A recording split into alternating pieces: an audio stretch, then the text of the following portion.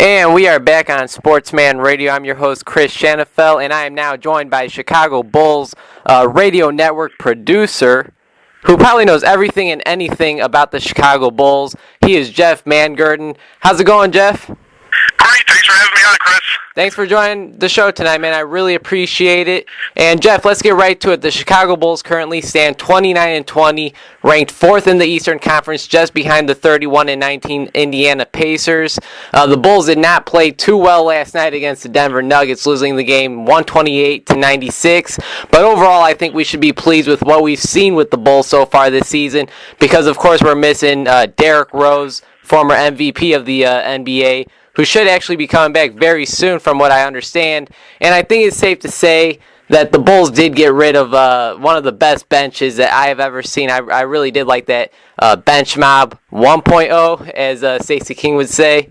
But really, what have you seen from the Bulls this year? What are some good things and what are some bad things? And are you pleased with what we're seeing from the Bulls this season?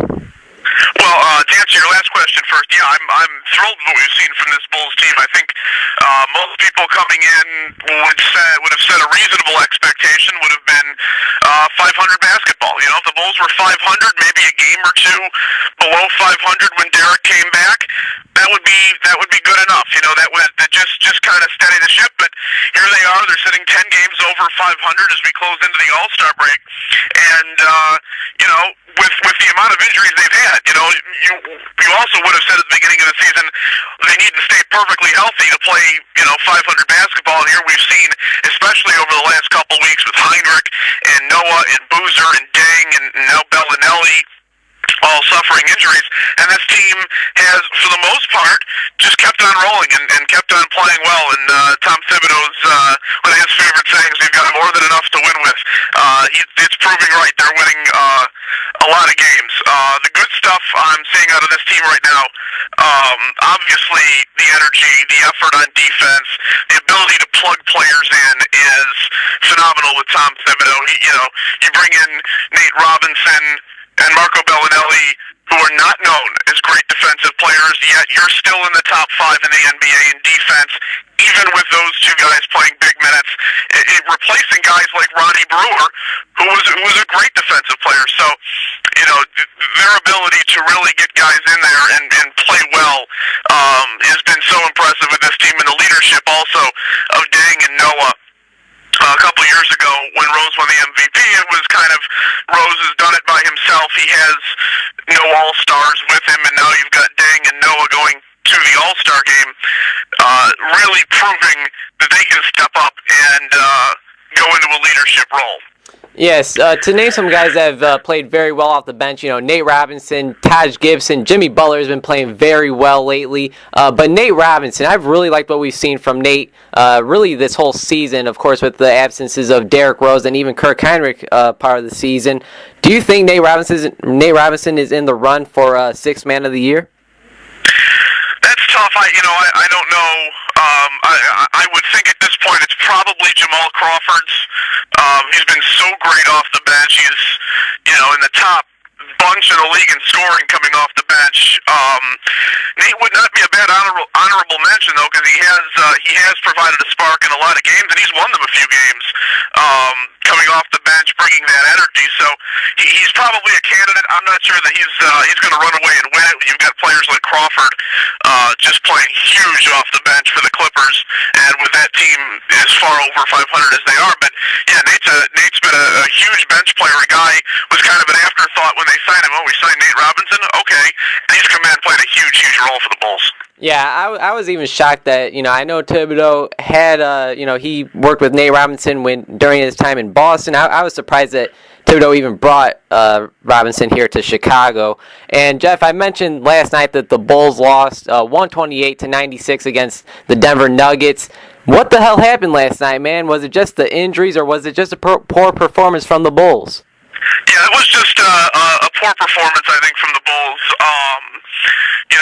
I think the injuries where they were for the Bulls in terms of the guard positions, because they were missing Kirk and Bellinelli both against Denver on Thursday night, and that really got them because Lawson was able to penetrate into the lane. They didn't have a lot of depth at the guard guard spot.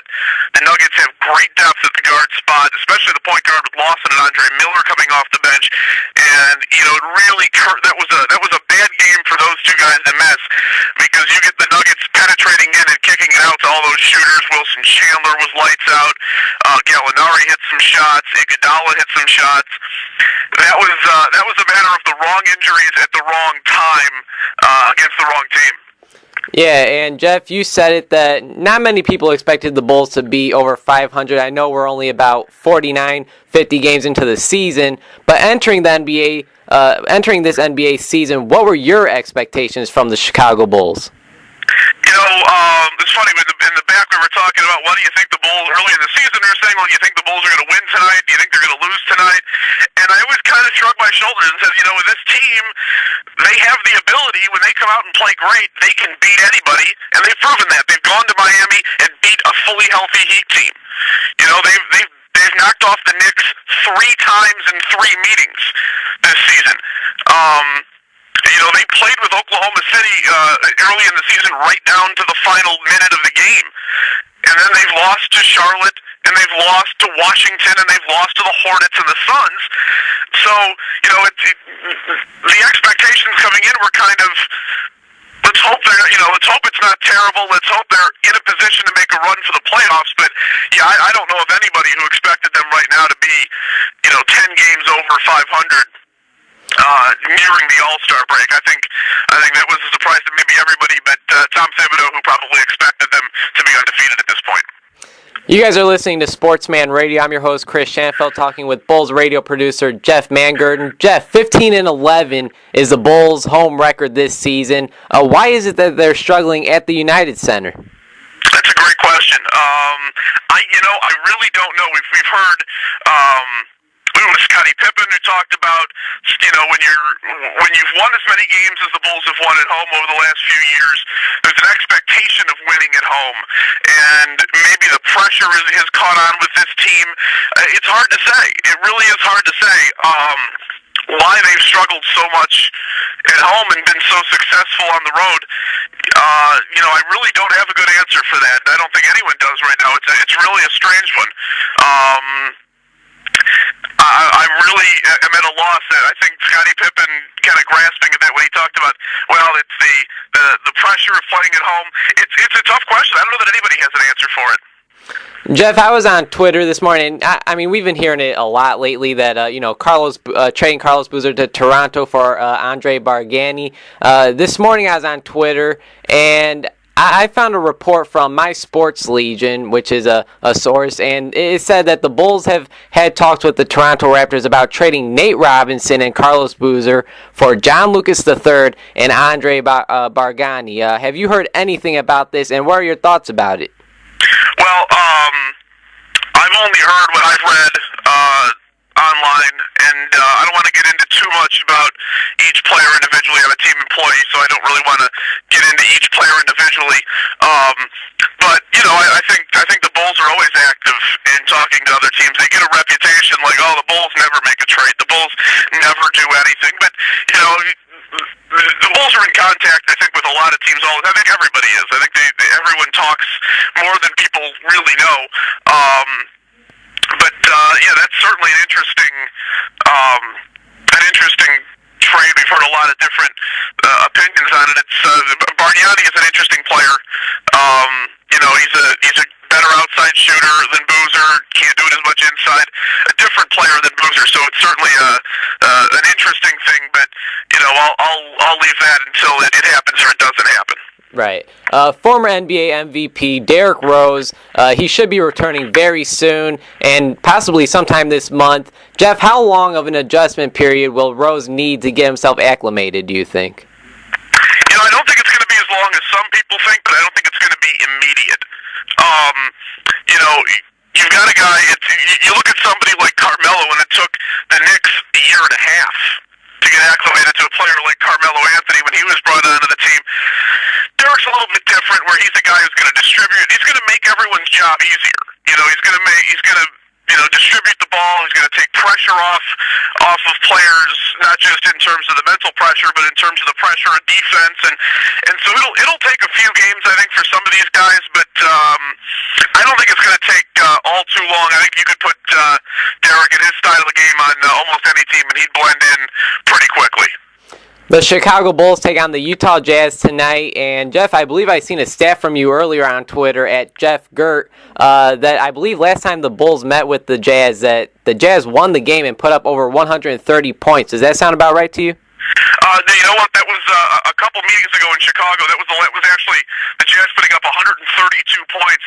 Was actually the last time the Bulls allowed more than they allowed against Denver last night. It's been almost 4 years since the Bulls had allowed that many points. The Bulls actually won in Salt Lake City the last time they visited 2 seasons ago. They didn't go there with the lockout. That was, if you might remember, that was actually Jerry Sloan's last game in charge of the Jazz, and Darren Williams didn't play too many more games with the Jazz after that. He was traded a week later. Right. Well, Jeff, what should we be looking forward to tonight's game, the Bulls versus Jazz tonight? Well, the Bulls, one of my favorite stats under Tom Thibodeau is the way the Bulls respond after defeats. They're 45 and 9 following a loss under Tom Thibodeau. So you can expect them to bounce back. You can expect them to play hard. These guys have a lot of pride, and to allow over 110 points in back-to-back games, they're going to want to bounce back and put together a great effort. It's the last game of the road trip, too, so you start to, they're kind of a light at the end of the tunnel. Teams usually do pretty well, believe it or not, at the last game of a road trip. You can see the flight home coming after the game. They're looking forward to getting home, and they're kind of pumped up a little bit. So I think you're going to see a really good effort from this Bulls team tonight, and a commitment to some of those defensive principles Tom Thibodeau talked about in the post-game press conference last night. Jeff, I know I'm not the only one thinking about this, man. Where the heck do you get these stats from? It kind of built on itself. I look a few things up. I mean, some of the ideas come from Chuck and Bill. Some of them, people ask me on Twitter, and sometimes things just build up on themselves. And I'll notice one thing, and then I'll notice, something similar to it next to that, and all of a sudden you got a few interesting things. So, it really just is just looking at all the numbers and pulling something interesting out of it. And I'm glad people like it. I'm glad people on Twitter enjoy some of the stats, because I enjoy looking them up, and I think it adds a little something. Yeah, I love it, man. You're a must-follow on Twitter, at Jeff Gert. Jeff, we have, once 82 NBA regular season games are over with, we go into the playoffs, and where do you think the Chicago Bulls will be ranked at in the Eastern Conference? Well, I think it all comes down to when Derrick Rose returns and how healthy he is when he comes back. We've seen, kind of two ends of the spectrum. You look at Adrian Peterson on one side of the spectrum. He came out and played at an MVP level from the first minute he stepped onto the field in the NFL. And you look at Ricky Rubio, who's, I'm not sure if he's started to play both games of back-to-backs yet. He's limited to 20 minutes a game. He had back spasms and really struggled with putting pressure on his leg with the ACL. Didn't totally trust it. So, there's a wide spectrum of players coming back from ACL injuries. Kind of right in the middle, you've got Iman Shumpert of the Knicks, who's been solid, who's played well coming off his ACL, but is not quite as good as he was when he got hurt. So, there's a really a broad spectrum, and I think that's what it comes down to, is when Derek comes back, if he's at peak possession, the Bulls could finish as high as 2 or even 1 if Miami coasts into the playoffs.